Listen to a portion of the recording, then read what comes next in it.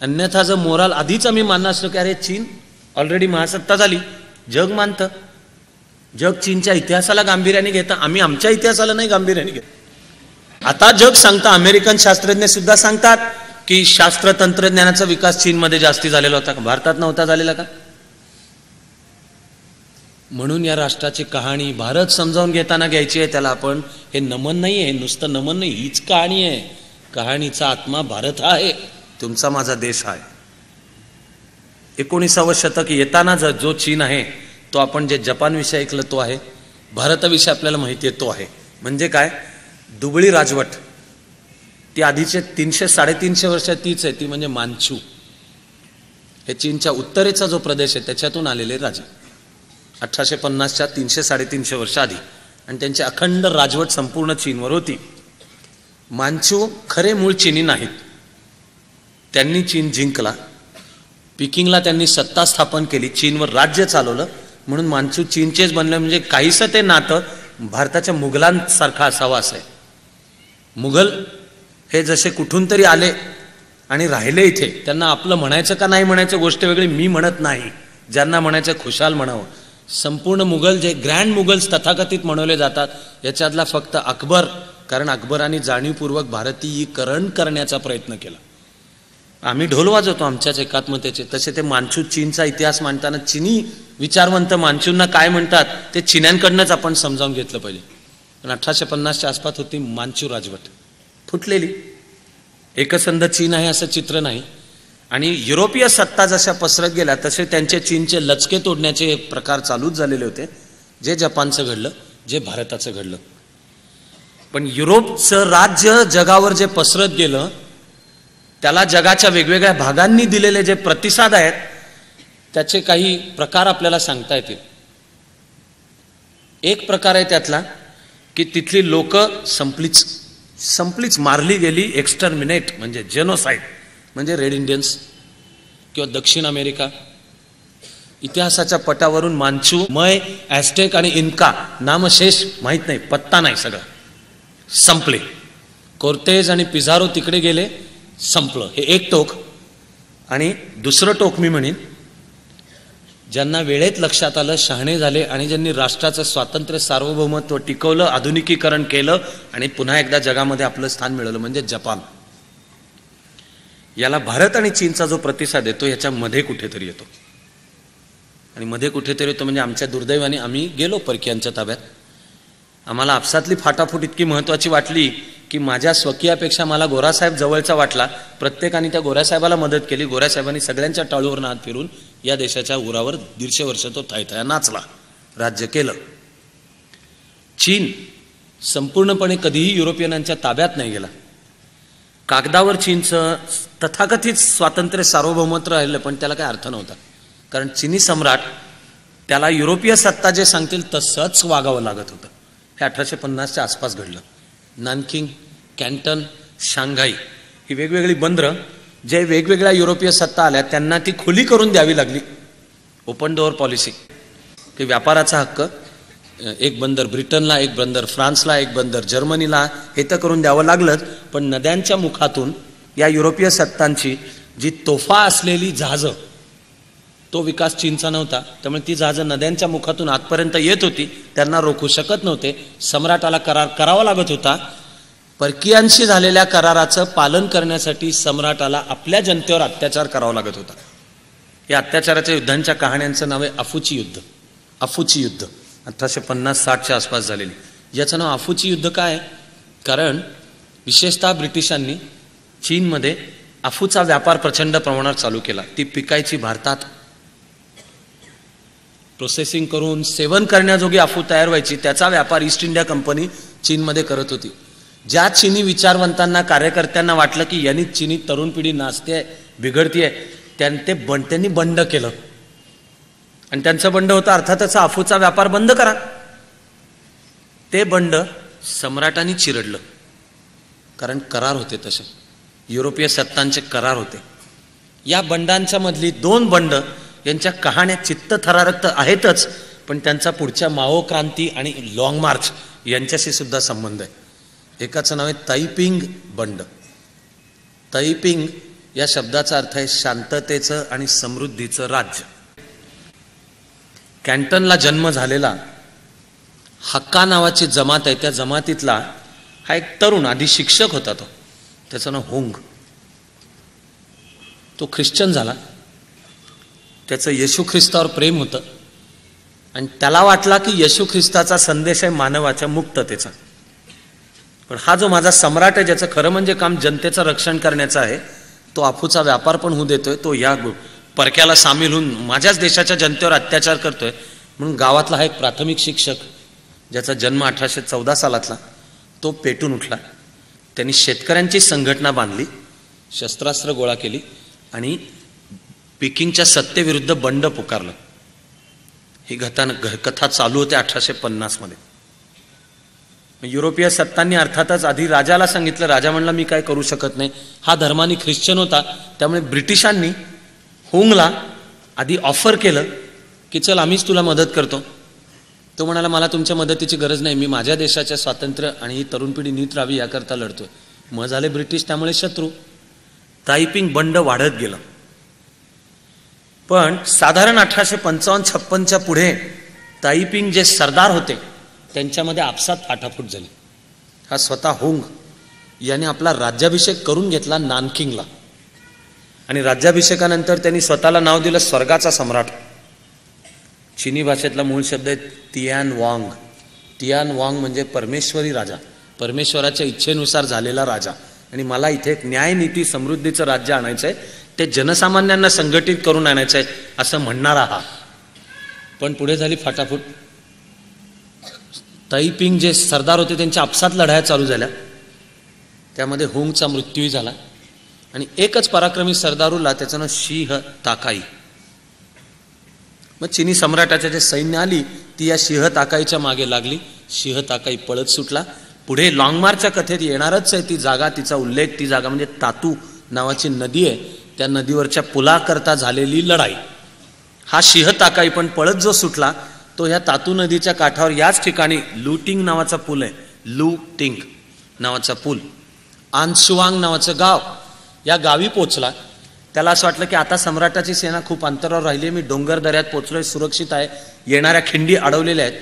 Shih ताकाईला या आनशुवांगला असताना मुलगा झाला आणि मुलगा झाला याचा आनंद साजरा करण्याकरता 3 दिवस 3 रात्र ते तिथे थांबलेले होते. तेवढा वेळ चिनी सम्राटाच्या सेनेला पोचायला पुरला. शिह ताकाई बेचक्यात सापडला, कत्तल झाली, तो मेला आणि तायपिंग बंड संपलं, चिरडलं. चीनच्या इतिहासातली पुढल्या जवळजवळ 2-3 पिढ्या, 60-70 वर्ष भयंकर अनागोंदी आणि म्हणजे सभ्य मराठी शब्द राडा, भयानक राडा आहे.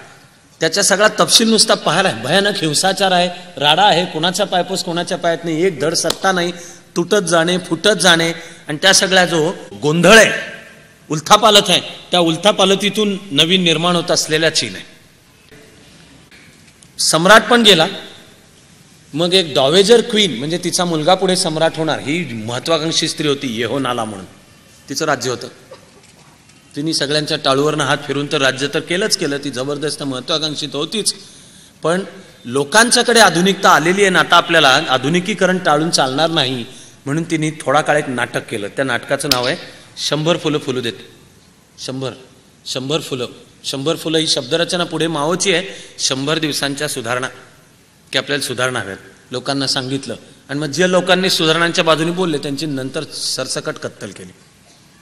1909 मध्ये आधीचा मांचू सम्राट मेला, नवीन कोणी जागेवर येण्यातला नव्हता. मांचूर राजवट कोसळली, एक पोकळी निर्माण झाली. खरं म्हणजे पुढची 40 वर्ष ती पोकळी टिकलेली होती. त्या पोकळीमध्ये चीनचं अंतर्गत युद्ध चालू होतं, ते यादवी युद्धच आहे. पण मी ज्याला चीनचा लोकमान्य टिळक म्हणेन खूप अर्थांनी, असा एक ज्येष्ठ व्यक्ती त्या काळात कार्य करत होता, त्याचं नाव डॉक्टर सन यत सेन. डॉक्टर सन यत सेनचा जन्म 1866 मधला आहे, कॅन्टनचा. आणि सन यत सेनचं शिक्षण झालेलं होतं कॅन्टनच्या ख्रिश्चन मिशनरी शाळांच्या मध्ये, त्यामुळे त्याचा विदेशींशी संपर्कही आलेला होता. त्याला आधुनिकता समजत होती, ती ह्या देशामध्ये आली पाहिजे आणि उदारमतवादी लोकशाही, लोकांची लोकशाही राजवट आली पाहिजे, याकरता सन यत सेननी कार्यकर्त्यांचे मंडळं तयार केली. विचार चिंतन पुस्तकांचं वाचन असे करायला अभ्यास गट एकत्र यायचे. त्यांचं पुढे चळवळीमध्ये रूपांतर झालं आणि अपेक्षित होतं तसेच चीनी सम्राटांनी त्यांच्यावर हल्ला करून त्यांच्या कत्तली उडवल्या. त्या अशा अनेकांच्या कत्तली झाल्या म्हणल्यानंतर डॉक्टर सन यात सेनला चीन सोडून पळून जावं लागलं. सन यात सेन पळून गेला आधी इंग्लंडमध्ये. काही वर्ष इंग्लंडमध्ये राहिल्यानंतर तिथून तो आला चीनच्या जवळ म्हणून म्हणजे टोकियोमध्ये येऊन राहिला. त्या टोकियोमध्ये एक दुसरा तरुण विद्यार्थी शिक्षण घेत होता. तो सन यात सेनचा एकदम विश्वासू विद्यार्थी बनला. तो म्हणजे चांग कै शेक. सन यात सेनच्या मागे जो नेता बनला तो. सन यात सेनने जो राजकीय पक्ष स्थापन केला त्याचं नाव कोमिनतांग. कोमिनतांगचा शब्दशः अर्थ आहे राष्ट्रीय पक्ष, नॅशनल पार्टी, कोमिनतांग. आणि त्याचं उद्दिष्ट चीनमध्ये लोकशाहीची स्थापना करणे, लोकांना लोकशाही स्वातंत्र्य देणे. त्यांनी 3 प्रकारची समता आणि सन यात सेनने म्हटलं आपला समाज मॉडर्न आधुनिक झाला पाहिजे. ती 7 प्रकारची मॉडर्नायझेशन्स त्यांनी मांडली. त्यामुळे ज्या वेळेला मांचू राजवट कोसळली त्यावेळेला आता ही जी पोकळी झाली हिचं काय करायचं. अशा वेळेला डॉक्टर सन यात सेनला नानकिंग या ठिकाणी सरकार बनवायला संधी मिळाली. तो झाला राष्ट्रपती, राष्ट्राध्यक्ष आणि त्यांनी मंत्रिमंडळ बनवलं. त्याच्या मंत्रिमंडळामध्ये एक लष्करी सेनापती प्रमुख होता, त्याचं नाव युआन शी काई. हा महत्वाकांक्षी होता. हा त्यावेळेला होता पिकिंगला. त्याला स्वतःला चीनचा सम्राट व्हायचं होतं. त्यामुळे डॉक्टर सन यात सेन ज्या वेळेला राष्ट्राध्यक्ष झाला आणि त्यांनी मंत्रिमंडळ बनवलं तेव्हा युआन शी काई चिडला. आणि युआन शी काई आणि त्याच्याबरोबर चीनच्या वेगवेगळ्या भागातले जे लष्करी सेनापती होते त्यांनी आपापल्या भागात बंड केली.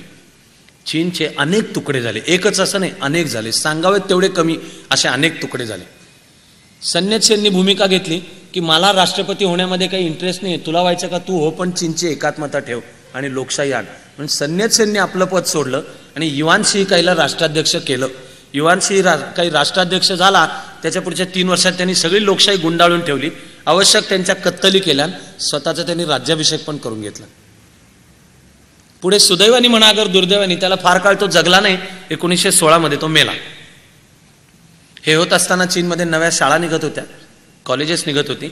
अस्वस्थ असलेली तरुण पिढी नवे विचार घेत होती. त्याचा प्रतिनिधी बनतो माओ त्से तुंग.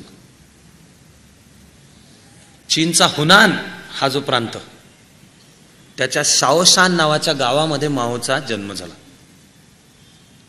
माओचा बाप एक सामान्य शेतकरी. तो चिडका होता, तो मारकुटा पण होता आणि तो पोराला बडवायचा. त्यामुळे माओनी लहानपणी बापाविरुद्धच बंड केलं.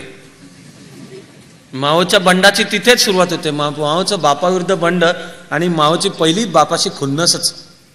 आईशी नीट. आई त्याला सांगायची की असं तू भांडू नको, तुला जे म्हणायचं ते मला सांग, मी याला बरोबर लाईनीवर आणते. ते बायको काम स्किलफुली करतच असते. पण माओने अशी फ्रंटल बापाशी खुन्नसच. शाळेमध्ये त्यांना एक मास्तर होता, तो पण मारकुटा होता, मारायचा. म्हणून माओ शाळेतून पळून गेला. आई वडील काळजीत, पळून कुठे गेलाय. माओनी संप पुकारला की त्या मास्तरनी तो लाईनीवर आला, नीट माफी मागितली तर मी पुन्हा शाळेत जाईन. माओची शाळा संपलीच. खरं म्हणजे पुढे पुस्तकी आणि शाळेतलं शिक्षण माओचं फारसं झालेलं नाहीये. माओ स्वतः शिकलेला माणूस आहे, वाचून शिकलेला माणूस आहे.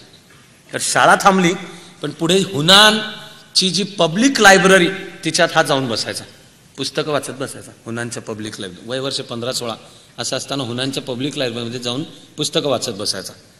ते त्याचं शिक्षण, वेगवेगळी वाचलेली पुस्तकं. त्याचा कम्युनिस्ट मॅनिफेस्टोशी संबंध तिथे आला. युरोपीय विचारवंतांशी त्याचा संबंध तिथे आला. मग त्याला लक्षात आलं की आपल्याला जास्तीचं शिकायचं असेल तर बीजिंगला जायला पाहिजे, आपल्याला पिकिंगला जायला पाहिजे. तो पिकिंगला गेला. त्याचा जो मार्क्सवादी गुरु, त्याचं नाव आहे डॉक्टर यान चेंग, ची भेट त्याची पिकिंगमध्ये झाली. पिकिंगमध्ये माओनी नोकरी करणं चालू केलं. ती नोकरी होती लायब्ररीमधला कर्मचारी. लायब्ररीमधला कर्मचारी म्हणून काम करतानाही तो पुस्तकं वाचत सुटायचा. या यान चेंग आणि ली ता चाओ हे चीनमधले पहिले मार्क्सवादी विचारवंत.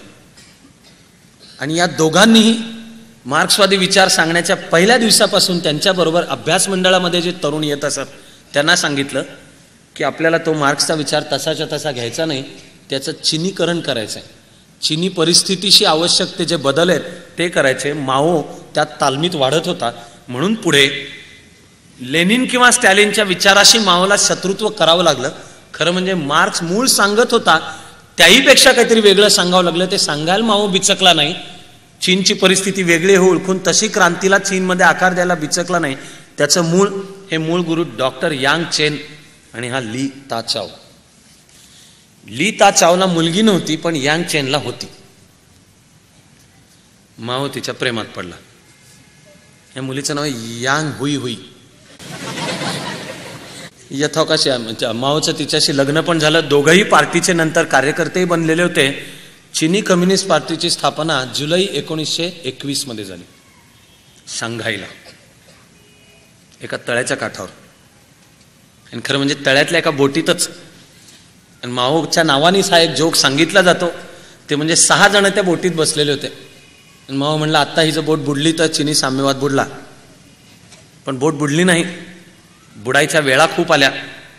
तऱ्हातऱ्हांचे नेते आले आणि गेले. त्या सगळ्यांच्या मधनं खरोखर हिमालयाच्या उत्तुंग शिखरासारखं माओचं नेतृत्व त्याच्यामध्ये ठळक उठून दिसतं. पण ते माओचं नेतृत्व निर्माण व्हायला अजून काही वर्ष जायची होती. त्यावेळेपर्यंत माओ साम्यवादी पक्षाचा एक कार्यकर्ता आहे आणि ज्याचे मुळातलेच विरोध आहेत साम्यवादाशी.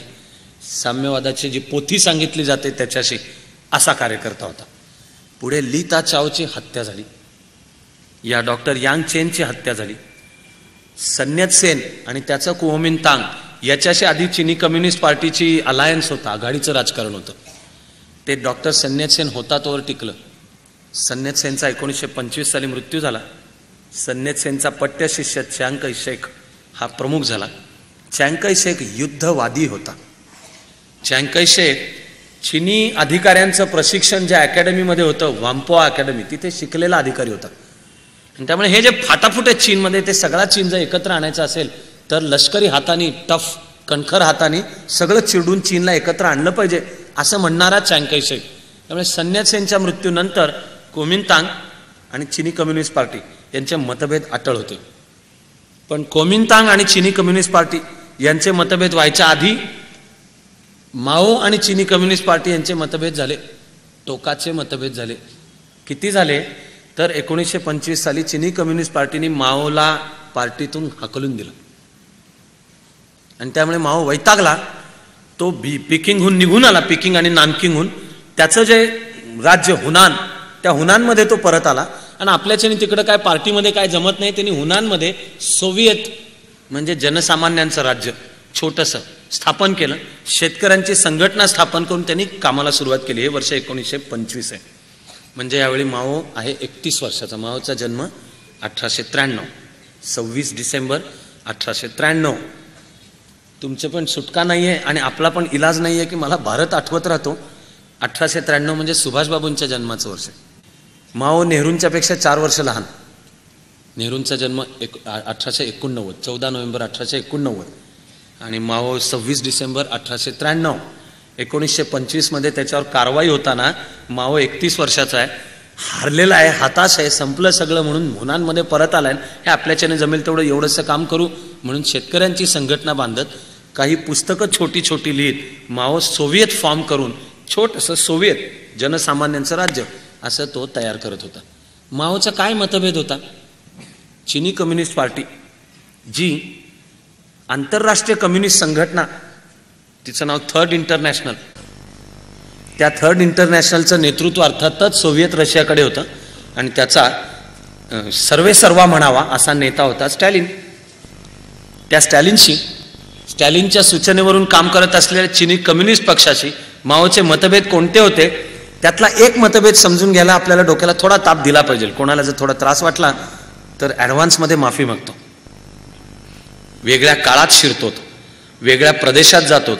आणि खरं म्हणजे आजच्या तारखेला साम्यवादाविषयी बोलताना तर सांगावं लागतं की विशेषतः तरुण मुलं मुली यांच्याकरता आजच्या तारखेला तरी ती एक इतिहासातली गोष्ट आहे. असं काही कळायच्या आत घडलेली गोष्ट आहे. असं कळायच्या आत घडलेली गोष्ट आहे. अक्षरशः परवापर्यंत साम्यवाद हे जागतिक आव्हान होतं. विचारधारेचं म्हणून, राज्यव्यवस्थेचं म्हणून, आर्थिक धोरणांचं म्हणून.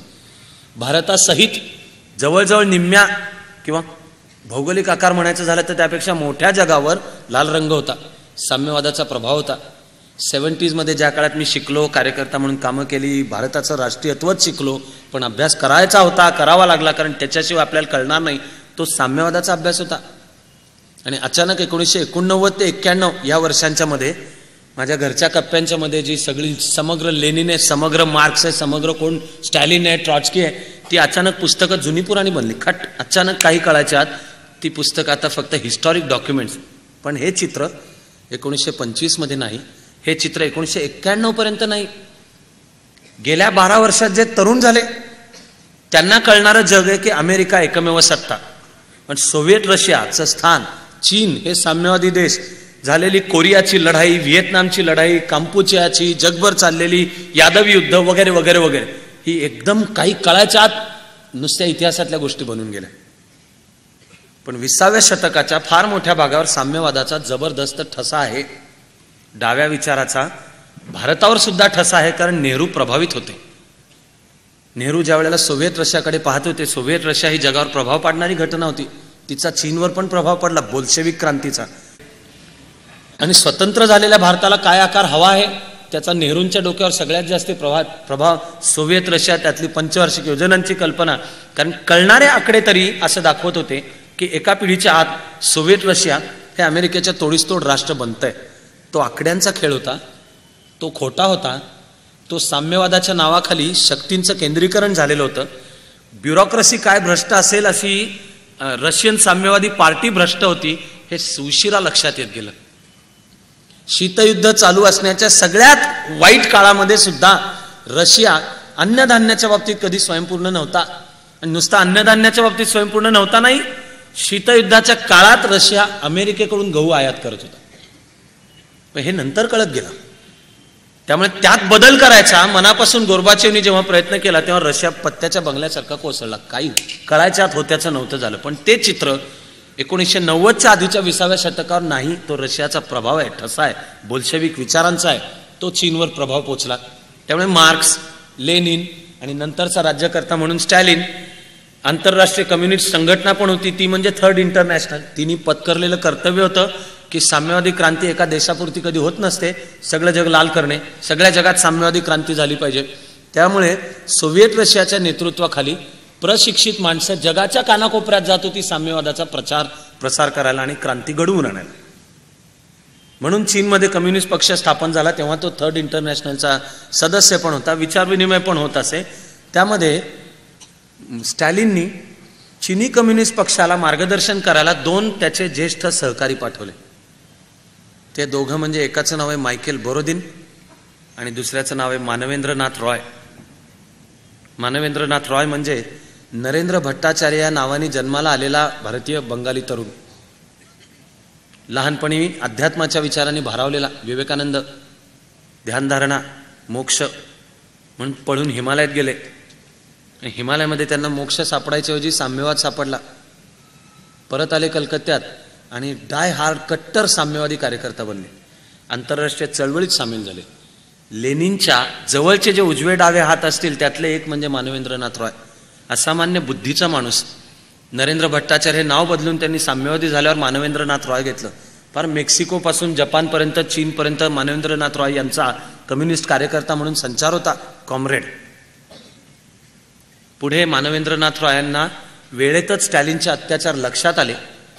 मानवेंद्रनाथ रॉय बदलले आणि आयुष्याच्या नंतरच्या भागाकडे एका बाजूला अध्यात्म आणि दुसऱ्या बाजूला व्यवहार, ऐहिक, मटेरियल विचार याचा मेळ घालून मानवेंद्रनाथ रॉयांनी ज्या विचारधारेला जन्म दिला त्या विचाराचं नाव रॅडिकल ह्युमॅनिझम आहे. मूलभूत मानवतावाद, एकात्म मानव, रॅडिकल ह्युमॅनिझम. तुम्हाला मला आजच्या तारखेला लक्षात नाही येणार, पण याचा प्रभाव दीर्घकाळपर्यंत भारतावर आहे. कारण रॅडिकल ह्युमॅनिस्ट माणसं जी होती त्यांचा प्रभाव हा ठिकठिकाणी भारतावर होता. आजही मानवेंद्रनाथ रॉय यांची जर पुस्तकं वाचली तर ताजी वाटतात, असामान्य बुद्धीची आहेत. या माणसाला राजकीय व्यवहारामध्ये कदाचित यश मिळालं नसेल, पण महाराष्ट्राचं सांगायचं तर यशवंतराव चव्हाण हे स्वतःला रॉईस्ट म्हणवत असत. ते स्वतःला रॉईस्ट म्हणवत असत कारण यशवंतराव चव्हाणांनी ज्यांना मनोमन गुरु मानलेलं होतं ते तर्कतीर्थ लक्ष्मण शास्त्री जोशी हे कन्फर्म्ड रॉईस्ट, म्हणजे हे संस्कृतचे पंडित पण राजकीय विचारधारा आणि मानवेंद्रनाथ रॉय यांचे ते रॉईस्ट होते. आता त्या विचाराचं जसं साम्यवादी विचाराचं झालेलं आहे, जगाच्या पाठीवरून झालंय, तसं मानवेंद्रनाथ रॉय पण 1925-27 मध्ये ते मानवेंद्रनाथ रॉय स्टॅलिनचे उजवे डावे हात म्हणून चीनी साम्यवादी पक्षाला मार्गदर्शन करायला गेले होते. मार्क्सनी सांगितलं होतं की क्रांती कामगार वर्ग करेल. असं मार्क्स का म्हणत होता, तर मार्क्सनी सगळ्याच इतिहासाची मांडणी करून सांगितलं की अख्खा माणसाचा इतिहास म्हणजे आहेरेंशी नाहेरेंचा असलेला संघर्ष आहे. हॅव्स आणि हॅव नॉट्स हा वर्ग संघर्ष आहे, म्हणजे क्लास स्ट्रगल. केव्हा तरी मानवी संस्कृतीत प्राचीन काळी माणूस जेव्हा टोळ्यांनी राहत असे तो आदिम साम्यवाद होता. तेव्हा खाजगी संपत्तीची कल्पना नव्हती, पण शेतीचा शोध लागला आणि खाजगी संपत्तीची कल्पना आली. तिथून माणसाची गरीब आणि श्रीमंतांमध्ये वाटणी झाली. ज्याच्या ताब्यात जमीन, त्याच्या ताब्यात राज्य, त्याच्या ताब्यात राज्य यंत्रणा, हा सगळा मिळून आहेरेंचा वर्ग. ज्याच्या ताब्यात जगण्यासाठी स्वतःच्या शरीराव्यतिरिक्त काही नाही, त्याला जर्मन शब्द मार्क्सने वापरलेला मूळ शब्द आहे प्रोलेटेरिएट. प्रोलेटेरिएट म्हणजे ज्याच्यापाशी जगण्याकरता, सबसिस्टन्स जगण्याकरता हे शरीर विकणे. शरीर विकणे म्हणजे गैर समजू नका, म्हणजे लेबर, काम करणे. मग मार्क्सनी मानवी इतिहासाचे 3 टप्पे मांडले. तो म्हणतो कृषीच्या टप्प्यामधले हॅव्स आणि हॅव नॉट्स म्हणजे कोणीतरी पॅट्रिशियन आणि प्लेबियन, रोमन किंवा ग्रीक ह्याच्यातले सिटिझन आणि सर्फ. मग म्हणाला मध्ययुग ज्या वेळेला आलं त्यावेळेला हे राजा, बेरन, नाईट्स वगैरे म्हणजे सत्ताधारी आहेरेंचा वर्ग, आणि सर्फ हा शब्द मध्ययुगात होताच, म्हणजे सामान्य जनता, शेतावर राबणारी जनता, यांचा लढा आहे. मग झाली औद्योगिक क्रांती, सगळं मानवी संस्कृतीचं चित्र बदललं. मार्क्स तिथे सांगतो की आता भांडवलदार विरुद्ध कामगार असं आहेरे आणि नाहेरेचा संघर्ष आहे. म्हणून मार्क्स हेही म्हणतो की समाजामध्ये ह्या ज्या 2 प्रवृत्ती आहेत त्यांच्या टोकापर्यंत त्या जातात, त्यामुळे लढा अटळ होतो.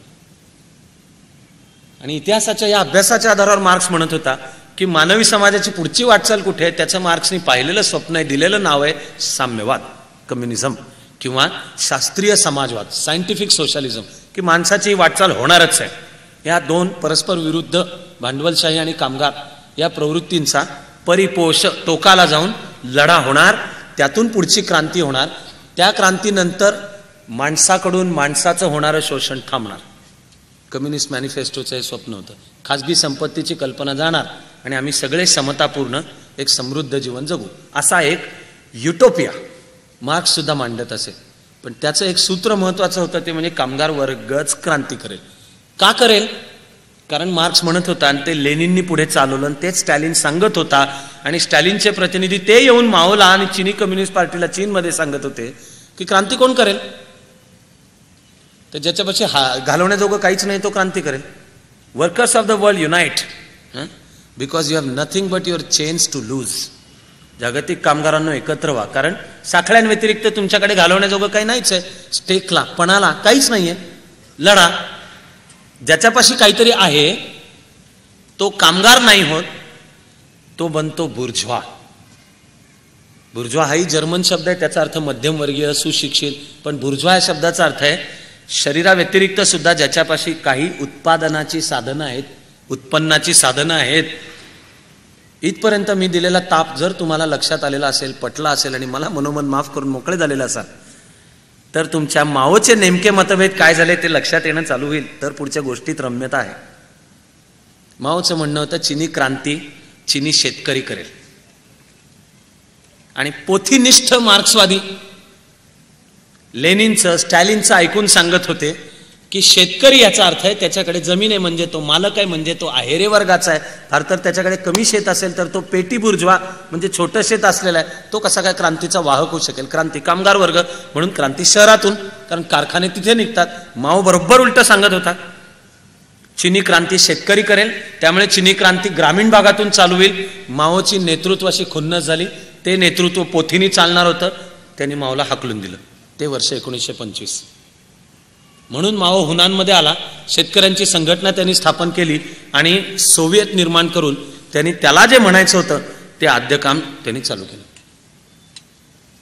दरम्यान डॉक्टर सन्यात सेनचा मृत्यू झाला. चियांग काय शेक राज्यकर्ता बनला. चियांग काय शेकचे फंडे क्लिअर होते. चियांग काय शेक धर्माने ख्रिश्चन होता. आणि नुसता कागदावर धर्माने ख्रिश्चन नाही, त्याची निष्ठा होती ख्रिश्चॅनिटीवर. त्याची पत्नी ख्रिश्चन. चियांग काय शेकनी तत्कालीन रेडिओवर एक व्याख्यान दिलं. ते व्याख्यान फार छान आहे, माझं येशूवर प्रेम का आहे. पण त्यामुळे मुदलातच चियांग काय शेक आणि साम्यवादी पक्ष, चियांग काय शेकचा कुओमिंतांग आणि साम्यवादी पक्ष ह्यांची खुन्नसच होती. साम्यवादी विचार म्हणजे धर्म म्हणजे अफूची गोळी, धर्म हे शोषणाचं साधन आहे. आणि हा तर म्हणत होता की मी येशूवर प्रेम करतो, त्यामुळे साम्यवादी म्हणजे परकीय आहेत, त्यांची बाय डेफिनिशन त्यांची खुन्नस होती. सन्यात सेन होता तोवर त्या विचाराला विवेक होता. सन्यात सेनची जी व्हिजन, दूरदृष्टी होती की हे एकत्र येऊन मॉडर्न आधुनिक चीन घडवायचं आहे. सन्यात सेनच्या मृत्यूनंतर ते संपलं आणि जे अटळ संघर्ष होता तो उभा राहिला. तो संघर्ष भयानक रक्तपाताने भरलेला आहे. या संघर्षाच्या काळात चियांग काय शेकनी माओचा हा गुरु ली ता चाओ याला फासावर लटकवला. स्टॅलिनची सूचना होती म्हणून कम्युनिस्ट पार्टी कुओमिंतांगच्या बरोबर काम करत होती. ते एकत्र काम चालू ठेवलं आणि अचानक एक दिवशी, तो दिवस म्हणजे 12 एप्रिल 1927 अख्ख्या चीनभर चियांग काय शेकच्या सूचनेनुसार साम्यवादी कार्यकर्त्यांची कत्तल झाली. माणसं रस्त्यावर पाठवून, सैन्य पाठवून वेचून साम्यवादी कार्यकर्त्यांची कत्तल झाली. ती तारीख 12 एप्रिल 1927. हे होताना माओ हुनानमध्ये होता. छोटं शेतकऱ्यांचं सोव्हिएट त्यांनी स्थापन केलेलं होतं. चियांग काय शेकनी कत्तली घडवल्या, पण म्हणून चियांग काय शेकचं संपूर्ण चीनवर राज्य नव्हतं. चियांग काय शेकचं राजधानीचं ठिकाण होतं नानकिंग. पिकिंगवर त्याचा ताबा नव्हता. उत्तर चीन, पश्चिम चीन, ह्या जो डोंगराळ भाग दूरवरचा, या सगळ्यामध्ये वॉरलॉर्ड्स म्हणजे वेगवेगळे सरदार दरकदार होते. आणि चियांग काय शेकला आपल्या रफ हाताने घडवून आणायचं होतं की सगळ्यांना चिरडा आणि चीनचं एकसंध बलाढ्य राज्य तयार करा. चियांग काय शेकच्या गणितामध्ये त्याचे सगळ्यात मोठे शत्रू म्हणजे साम्यवादी. त्यामुळे या साम्यवाद्यांना चिरडा, या चिरडण्याच्या मोहिमा तो हातात घेत असताना या हुनान आणि कियांगसी, हे हुनानच्या शेजारचा प्रांत. हुनान हा चीनच्या दक्षिणेचा प्रांत, तो डोंगराळ प्रदेश आहे. मला अभ्यास करताना अनेकदा वाटत आलं की चीनचा हुनान म्हणजे महाराष्ट्राचा सह्याद्रीचा प्रदेश असल्यासारखा आहे. टफ लोक, फार शेतीला अनुकूल जमीन नाही, पण कणखर डोंगराळ प्रदेश सगळा आणि योद्धे, लढवय्या, तो हुनान. तिथे त्यांनी शेतकऱ्यांची संघटना बांधली. ज्या वेळेला चीनी कार्यकर्त्यांची कत्तल झाली उरलेल्या भागात, त्यानंतर कविना जे हातीपायी धड वाचले त्यांना माओ आठवला. माओनी हुनानमधल्या शेतकऱ्यांची संघटना यावरचा एक निबंध 1927 साली लिहिला. तो पुढे दिशा देणारा निबंध आहे. अजूनही 1927 म्हणजे माओ हा अजून नेता नव्हता. तो त्या हुनान भागातल्या एका छोट्या सोव्हिएटचा नेता होता. तिथे हाताला मिळतील त्यांची मदत घेऊन तो काम करत होता. त्याच्यातली 2 फार भन्नाट उदाहरणं म्हणजे हुनानमधले दरोडेखोर तत्कालीन वीरप्पन, ते माओला सामील झाले, पण ते माओला सामील झाले, माओ त्यांना सामील नाही झाला. आणि माओला कोणीतरी विचारलं की हे दरोडेखोर तुझ्याबरोबर काम कसे काय करतात. माओ म्हणाला की मला आदर्शातली माणसं बरोबर हवी आहेत, पण ती मला मिळत नाहीत, म्हणून मी नुसताच बसून नाही राहणार, जी आहेत त्यांच्यासहित मी काम करेन. तुम्हाला शिवाजी महाराज आठवत आहेत का नाही तर ऐकताना मला माहिती नाही, मला आठवत राहतात. हे शिवाजी महाराजांचं युद्धतंत्र आहे, गुरिला वॉरफेअर, डोंगराळ भागाचा उपयोग करून. आणि पहिल्या 4 मोहिमांच्या मध्ये लाल सैन्याने चियांग काय शेकचा जो पराभव केलाय या हुनान कियांगसी भागामध्ये, हा हे युद्धतंत्र वापरून केलाय. पण केवळ जर युद्धतंत्र असतं तर मी आजची गोष्ट सांगण्यामध्ये याकरता एवढा वेळही घेतला नसता.